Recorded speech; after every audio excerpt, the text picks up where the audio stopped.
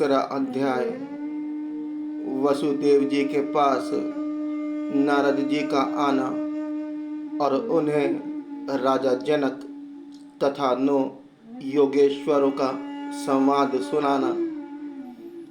श्री सुखदेव जी कहते हैं, कुरुनंदन, देवर्षि नारद के मन में भगवान श्री कृष्ण की सनिधि में रहने की बड़ी लालसा थी। इसलिए वे कृष्ण के निज बाहुओं से सुरक्षित द्वारका में, जहां दक्ष आदि के शाप का कोई भय नहीं था, विदा कर देने पर भी पुनः पुनः आकर प्रह ही करते थे। राजन, ऐसा कौन प्राणी है जिसे इंद्रियां तो प्राप्त हो और वह भगवान के ब्रह्मा आदि बड़े बड़े देवताओं के भी उपास्य चरण कमलों की दिव्य गंध, मधुर मरकंद रस, अलौकिक रूप, माधुरी, सुकुमार स्पर्श और मंगलमय ध्वनि का सेवन करना ना चाहे, क्योंकि यह बेचारा प्राणी सब ओर से मृत्यु से ही घिरा हुआ है। एक दिन की बात है, देवर्षि नारद वसुदेव जी के यहाँ पधारे। वसुदेव जी ने उनका अभिवादन किया तथा आराम से बैठ जाने पर विधि पूर्वक उनकी पूजा की और इसके बाद पुनः प्रणाम करके उनसे यह बात कही। वसुदेव जी ने कहा, संसार में माता पिता का आगमन, पुत्रों के लिए और भगवान की ओर अग्रसर होने वाले साधु संतों का पदा अर्पण, परपंग में उलझे हुए दीन दुखियों के लिए बड़ा ही सुखकर और बड़ा ही मंगलमय होता है। परंतु भगवान, आप तो स्वयं भगवानमय भगवत स्वरूप हैं। आपका चलना फिरना तो समस्त प्राणियों के कल्याण के लिए ही होता है। देवताओं के चरित्र भी कभी प्राणियों के लिए दुख के हेतु तो कभी सुख के हेतु बन जाते हैं। परंतु जो आप जैसे भगवत प्रेमी पुरुष हैं, जिनका हृदय, प्राण, जीवन सब कुछ भगवानमय हो गया है, उनकी तो प्रत्येक चेष्टा समस्त प्राणियों के कल्याण के लिए ही होती है। जो लोग देवताओं को जिस प्रकार भजन करते हैं, देवता भी परछाई के समान ठीक उसी रीति से भजन करने वालों को फल देते हैं, क्योंकि देवता कर्म के मंत्री हैं, अधीन हैं, परंतु सत्य पुरुष दीनवस्थल होते हैं, अर्थात जो सांसारिक संपत्ति एवं साधन से भी हीन है, उन्हें अपनाते हैं। ब्राह्मण, यद्यपि हम आपके शुभ आगमन और शुभ दर्शन से ही कृत्य करते हो गए हैं, तथापि आपसे उन धर्मों के साधनों के संबंध में प्रश्न कर रहे हैं जिनको मनुष्य श्रद्धा से सुन भर ले तो इस ओर से भयदायक संसार से मुक्त हो जाए। पहले जन्म में मैंने मुक्ति देने वाले भगवान की आराधना तो की थी, परंतु इसलिए नहीं कि मुझे मुक्ति मिले। मेरी आराधना का उद्देश्य था कि वे मुझे पुत्र रूप में प्राप्त हों। उस समय मैं भगवान की लीला से मुग्ध हो रहा था। सुव्रत, अब आप मुझे ऐसा उपदेश दीजिए जिससे मैं इस जन्म मृत्यु रूप भयावह संसार से, जिसमें दुख भी सुख का विचित्र और मोहक रूप धारण करके सामने आते हैं, अनायास ही पार हो जाऊं। श्री सुखदेव जी कहते हैं, राजन, बुद्धिमान वसुदेव जी ने भगवान के स्वरूप और गुण आदि के श्रवण के अभिप्राय से ही यह प्रश्न किया था। देवर्षि नारद उनका प्रश्न सुनकर भगवान के अचिंत्य अनंत कल्याणमय गुणों के स्मरण में तन्मय हो गए और प्रेम एवं आनंद से भरकर वसुदेव जी से बोले। नारद जी ने कहा, यदुवंश शिरोमणे, तुम्हारा यह निश्चय बहुत ही सुंदर है, क्योंकि यह भागवत धर्म के संबंध में है, जो सारे विश्व को जीवन दान देने वाला है, पवित्र करने वाला है। वसुदेव जी, यह भागवत धर्म एक ऐसी वस्तु है जिसे कानों से सुनने, वाणी से उच्चारण करने, चित्त से स्मरण करने, हृदय से स्वीकार करने या कोई इसका पालन करने जा रहा हो तो उसका अनुमोदन करने से ही मनुष्य उसी क्षण पवित्र हो जाता है। चाहे वह भगवान का एवं सारे संसार का द्रोही क्यों ना हो। जिनके गुण, लीला और नाम आदि का श्रवण तथा कीर्तन पतितों को भी पावन करने वाला है, उन्हें परम कल्याण स्वरूप मेरे आराध्य देव भगवान नारायण का तुमने आज मुझे स्मरण कराया है।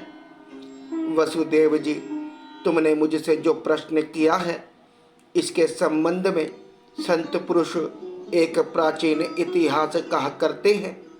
वह इतिहास है ऋषभ के पुत्र 9 योगेश्वरों और महात्मा विदेह का शुभ संवाद। तुम जानते ही हो कि स्वयं मनु के एक प्रसिद्ध पुत्र थे, प्रियव्रत। प्रियव्रत के अग्निद्र के नाभि और नाभि के पुत्र हुए ऋषभ। शास्त्रों ने उन्हें भगवान वासुदेव का अंश कहा है। मोक्ष धर्म का उपदेश करने के लिए उन्होंने अवतार ग्रहण किया था। उनके 100 पुत्र थे और सब के सब वेदों के पारदर्शी विद्वान थे। उनमें सबसे बड़े थे राजऋषि भरत। वे भगवान नारायण के परम प्रेमी भक्त थे। उन्हीं के नाम से यह भूमिखंड जो पहले अंजनाभ वर्ष कहलाता था, भारतवर्ष कहलाया। यह भारतवर्ष भी एक अलौकिक स्थान है। राजऋषि भरत ने सारी पृथ्वी का राज्य भोग किया, परंतु अंत में इसे छोड़कर वन में चले गए। वहाँ उन्होंने तपस्या के द्वारा भगवान की उपासना की और 3 जन्मों में वे भगवान को प्राप्त हुए। भगवान ऋषभ देव जी के शेष 99 पुत्रों में 9 पुत्र तो इस भारतवर्ष के सब और स्थित 9 द्वीपों के अधिपति हुए और 81 पुत्र कर्मकांड के रचयिता ब्राह्मण हो गए। शेष 9 सन्यासी हो गए। वे बड़े ही भाग्यवान थे। उन्होंने आत्मविद्या के संपादन में बड़ा परिश्रम किया था और वास्तव में वे उसमें बड़े निपुण थे। वे प्राय दिगंबर ही रहते थे और अधिकारियों को परमार्थ वस्तु का उपदेश किया करते थे। उनके नाम थे कवि, हरि, अंतरिक्ष, प्रबुद्ध, पिपलायन, अभिहोत्र, द्रुमिल, चमस और करभाजन। वे इस कार्य कारण और व्यक्त अव्यक्त भगवत रूप जगत को अपने आत्मा से अभिन्न अनुभव करते हुए पृथ्वी पर स्वच्छंद विचरण करते थे। उनके लिए कहीं भी रोक टोक ना थी। वे जहाँ चाहते चले जाते। देवता, सिद्ध, साध्य, गंधर्व, यक्ष, मनुष्य, किन्नर और नागों के लोकों में तथा मुनि, चारण, भूतनाथ, विदाधर, ब्राह्मण और गौ के स्थानों में वे स्वच्छंद विचरते थे। वसुदेव जी वे सब के सब जीव मुक्त थे। एक बार की बात है, इस अजनाब भारतवर्ष में विदेहराज महात्मा निमि बड़े बड़े ऋषियों के द्वारा एक महान यज्ञ करा रहे थे। पूर्वोक्त 9 योगीश्वर स्वच्छंद विचरण करते हुए उनके यज्ञ में जा पहुँचे। वसुदेव जी वे योगेश्वर भगवान के परम प्रेमी भक्त और सूर्य के समान तेजस्वी थे। उन्हें देखकर राजा निमि, आहवनीय आदि मूर्तिमान अग्नि और ऋषिज आदि ब्राह्मण सब के सब उनके स्वागत में खड़े हो गए। विदेहराज निमि ने उन्हें भगवान के परम प्रेमी भक्त जानकर यथा योग्य आसनों पर बिठाया और प्रेम तथा आनंद से भरकर विधि पूर्वक उनकी पूजा की। वे नवों योगेश्वर अपने अंगों की कांति से इस प्रकार चमक रहे थे मानो साक्षात ब्रह्मा जी के पुत्र सनकादिक मुनीश्वर ही हो।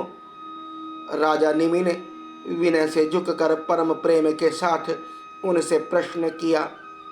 विदेहराज निमि ने कहा, भगवान, मैं ऐसा समझता हूँ कि आप लोग मधुसूदन भगवान के पार्षद ही हैं, क्योंकि भगवान के पार्षद संसारी प्राणियों को पवित्र करने के लिए विचरण किया करते हैं। जीवों के लिए मनुष्य शरीर का प्राप्त होना बड़ा दुर्लभ है। यदि वह प्राप्त हो भी जाता है तो प्रतिक्षण मृत्यु का भय सिर पर सवार रहता है, क्योंकि यह क्षण भंगुर है। इसलिए अनिश्चित मनुष्य जीवन में भगवान के प्यारे और उनको प्यार करने वाले भक्तजनों का, संतों का दर्शन तो और भी दुर्लभ है। इसीलिए त्रिलोक पावन महात्माओं, हम आप लोगों से यह प्रश्न करते हैं कि परम कल्याण का स्वरूप क्या है और उसका साधन क्या है। संसार में आधे क्षण का सत्संग भी मनुष्य के लिए परम निधि है। योगेश्वरों, यदि हम सुनने के अधिकारी हों तो आप कृपा करके भागवत धर्मों का उपदेश कीजिए, क्योंकि उनसे जन्म आदि विकारों से रहित एक रस भगवान श्री कृष्ण प्रसन्न होते हैं और उन धर्मों का पालन करने वाले शरणागत भक्तों को अपने आप तक का दान कर डालते हैं। देवर्षि नारद ने कहा, वसुदेव जी, अब राजा निमि ने उन भगवत प्रेमी संतों से यह प्रश्न किया। तब उन लोगों ने बड़े प्रेम से उनका और उनके प्रश्न का सम्मान किया और सदस्य तथा ऋषित्वजों के साथ बैठे हुए राजा निमि से बोले, पहले उन 9 योगेश्वरों में से कवि जी ने कहा, राजन, भक्तजनों के हृदय से कभी दूर न होने वाले अच्युत भगवान के चरणों की नित्य निरंतर उपासना ही इस संसार में परम कल्याण अत्यंतिक क्षेम है और सर्वथा वह शून्य है, ऐसा मेरा निश्चित मत है। देह, गेह आदि तुच्छ एवं असत पदार्थों में अहंता एवं ममता हो जाने के कारण जिन लोगों की चित्त वृत्ति उद्विग्न हो रही है, उनका भय भी इस उपासना का अनुष्ठान करने पर पूर्णतया निवृत्त हो जाता है। भगवान ने भोले भाले अज्ञानी पुरुषों को भी सुगमता से साक्षात अपनी प्राप्ति के लिए जो उपाय स्वयं श्री मुख से बतलाए हैं, उन्हें ही भागवत धर्म समझो। राजन, इन भागवत धर्मों का अवलंबन करके मनुष्य कभी विघ्नों से पीड़ित नहीं होता और नेत्र बंद करके दौड़ने पर भी, अर्थात विधि विधान में त्रुटि हो जाने पर भी न तो मार्ग से खलित ही होता है और न तो पतित फल से वंचित ही होता है। भागवत धर्म का पालन करने वाले के लिए यह नियम नहीं है कि वह एक विशेष प्रकार का कर्म ही करे। वह शरीर से, वाणी से, मन से, इंद्रियों से, बुद्धि से, अहंकार से अनेक जन्मों अथवा एक जन्म की आदतों से स्वभाववश जो जो करे, वह सब परम पुरुष भगवान नारायण के लिए ही है। इस भाव से उन्हें समर्पण कर दे। यही सरल से सरल सीधा सा भागवत धर्म है। ईश्वर से विमुख पुरुष को उनकी माया से अपने स्वरूप की विस्मृति हो जाती है और विस्मृति से ही मैं देवता हूँ, मैं मनुष्य हूँ, इस प्रकार का भ्रम विपर्य हो जाता है। इस देह आदि अन्य वस्तु में अभिनिवेश तन्मता हो जाने के कारण ही बुढ़ापा, मृत्यु, रोग आदि अनेकों भय होते हैं। इसलिए अपने गुरु को ही आराध्य देव परम प्रियतम मानकर अनन्य भक्ति के द्वारा उस ईश्वर का भजन करना चाहिए। राजन, सच पूछो तो भगवान के अतिरिक्त, आत्मा के अतिरिक्त और कोई वस्तु है ही नहीं, परंतु न होने पर भी इसकी प्रतीति इसका चिंतन करने वालों को उसके चिंतन के कारण, उधर मन लगने के कारण ही होती है। और स्वप्न के समय स्वप्न दृष्टा की कल्पना से अथवा जागृत अवस्था में नाना प्रकार के मनोरथों से एक विलक्षण ही सृष्टि देखने लगती है। इसलिए विचारवान पुरुष को चाहिए कि सांसारिक कर्मों के संबंध में संकल्प विकल्प करने वाले मन को रोक ले, कैद कर दे। बस ऐसा ही करते ही उसे अभय पद की, परमात्मा की प्राप्ति हो जाएगी। संसार में भगवान के जन्म की और लीला की बहुत सी मंगलमयी कथाएं प्रसिद्ध हैं। उनको सुनते रहना चाहिए। उन गुणों और लीलाओं का स्मरण दिलाने वाले भगवान के बहुत से नाम भी प्रसिद्ध हैं। लाज संकोच छोड़कर उनका गान करते रहना चाहिए। इस प्रकार किसी भी व्यक्ति, वस्तु और स्थान में आसक्ति न करके विचरण करते रहना चाहिए। जो इस प्रकार विशुद्ध व्रत नियम ले लेता है, उसके हृदय में अपने परम प्रियतम प्रभु के नाम कीर्तन से अनुराग का अंकुर उग जाता है। उसका चित्त द्रवित हो जाता है। अब वह साधारण लोगों की स्थिति से ऊपर उठ जाता है। लोगों की मान्यताओं, धारणाओं से परे हो जाता है। दंभ से नहीं, स्वभाव से ही मतवाला सा होकर कभी खिलखिलाकर हंसने लगता है, तो कभी फूट फूट कर रोने लगता है। कभी ऊंचे स्वर से भगवान को पुकारने लगता है, तो कभी मधुर स्वर से उनके गुणों का गान करने लगता है। कभी कभी जब वह अपने प्रियतम को अपने नेत्रों के सामने अनुभव करता है, तब उन्हें रिझाने के लिए नृत्य भी करने लगता है। राजन, यह आकाश, वायु, अग्नि, जल, पृथ्वी, ग्रह, नक्षत्र, प्राणी, दिशाएं, वृक्ष, वनस्पति, नदी, समुद्र, सब के सब भगवान के शरीर हैं। सभी रूपों में स्वयं भगवान प्रकट हैं। ऐसा समझकर वह जो कोई भी उसके सामने आ जाता है, चाहे वह प्राणी हो या अप्राणी, उसे अनन्य भाव से, भगवत भाव से प्रणाम करता है। जैसे भोजन करने वालों को प्रत्येक ग्रास के साथ ही तुष्टि, तृप्ति अथवा सुख, पुष्टि, जीवन शक्ति का संचार और शुद्धा निवृत्ति, ये तीनों एक साथ होते जाते हैं, वैसे ही जो मनुष्य भगवान की शरण लेकर उनका भजन करने लगता है, उसे भजन के प्रत्येक क्षण में भगवान के प्रति प्रेम, अपने प्रेमास्पद प्रभु के स्वरूप का अनुभव और उनके अतिरिक्त अन्य वस्तु में वैराग्य, इन तीनों की एक साथ ही प्राप्ति हो जाती है। इस प्रकार जो प्रतिक्षण एक एक वृत्ति के द्वारा भगवान के चरण कमलों का ही भजन करता है, उसे भगवान के प्रति प्रेममयी भक्ति, संसार के प्रति वैराग्य और अपने प्रियतम भगवान के स्वरूप की स्फूर्ति, ये सब अवश्य ही प्राप्त होते हैं। वह भागवत हो जाता है। और जब ये सब प्राप्त हो जाते हैं, तब वह स्वयं परम शांति का अनुभव करने लगता है। राजा निमि ने पूछा, योगीश्वर, अब आप कृपा करके भगवत धर्म का लक्षण वर्णन कीजिए। उसके क्या धर्म है और कैसा स्वभाव होता है? वह मनुष्य के साथ व्यवहार करते समय कैसा आचरण करता है, क्या बोलता है और किन लक्षणों के कारण भगवान का प्यारा होता है? अब 9 योगेश्वरों में से दूसरे हरि जी बोले, राजन, आत्मस्वरूप भगवान समस्त प्राणियों में आत्मा रूप से, नियंता रूप से स्थित हैं। जो कहीं भी न्यून अधिकता न देखकर सर्वत्र परिपूर्ण भगवत सत्ता को ही देखता है और साथ ही समस्त प्राणी और समस्त पदार्थ आत्मस्वरूप भगवान में ही अधेय रूप से अथवा अध्यक्ष रूप से स्थित है, अर्थात वास्तव में भगवत स्वरूप ही है।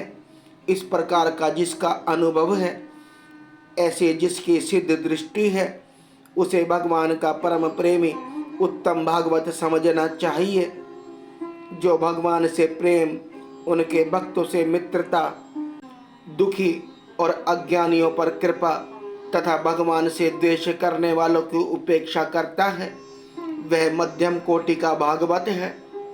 और जो भगवान के अर्चा विग्रह मूर्ति आदि की पूजा तो श्रद्धा से करता है, परंतु भगवान के भक्तों या दूसरे लोगों की विशेष सेवा शुश्रूषा नहीं करता।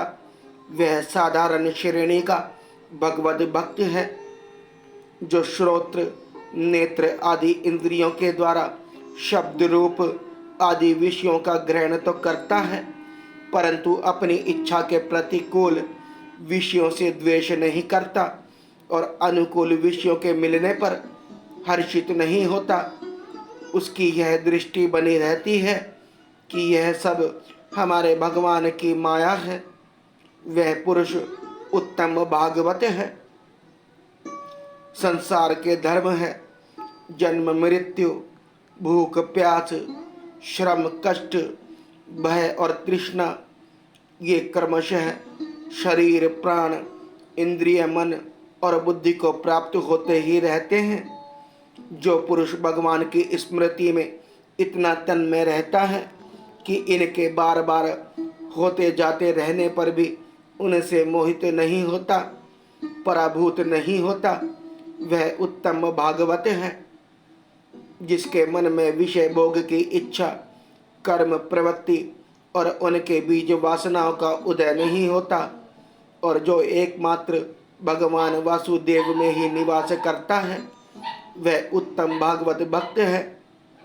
जिनका इस शरीर में न तो सत्कुल में जन्म, तपस्या आदि कर्म से तथा न वर्ण, आश्रम एवं जाति से ही अहम भाव होता है, वह निश्चय ही भगवान का प्यारा है।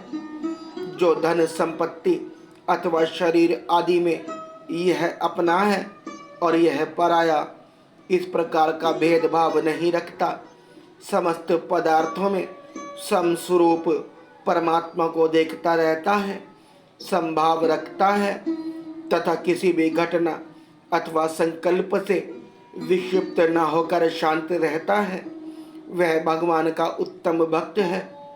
राजन, बड़े बड़े देवता और ऋषि मुनि भी अपने अंतःकरण को भगवान में बनाते हुए जिन्हें ढूंढते रहते हैं, भगवान के ऐसे चरण कमलों से आधे क्षण, आधे पल के लिए भी जो नहीं हटता, निरंतर उन चरणों की सनिधि और सेवा में ही संलग्न रहता है। यहाँ तक कि कोई स्वयं उसे त्रिभुवन की राज्य लक्ष्मी दे तो भी वह भगवत स्मृति का तार नहीं तोड़ता, उस राज्य लक्ष्मी की ओर ध्यान ही नहीं देता। वही पुरुष वास्तव में भगवत भक्त वैष्णवों में अग्रगण्य है, सबसे श्रेष्ठ है।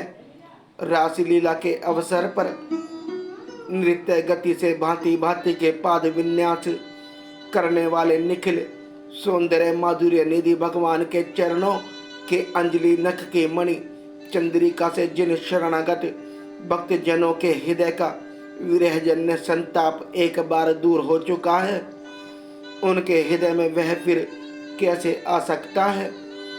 जैसे चंद्र उदय होने पर सूर्य का ताप नहीं लग सकता, विवशता से नमोच्चारण करने पर भी संपूर्ण अधराशि को नष्ट कर देने वाले स्वयं भगवान श्री हरि, जिसके हृदय को क्षण भर के लिए भी नहीं छोड़ते हैं, क्योंकि उसने प्रेम की रस्सी से उनके चरण कमलों को बांध रखा है। वास्तव में ऐसा पुरुष ही भगवान के भक्तों में प्रधान है।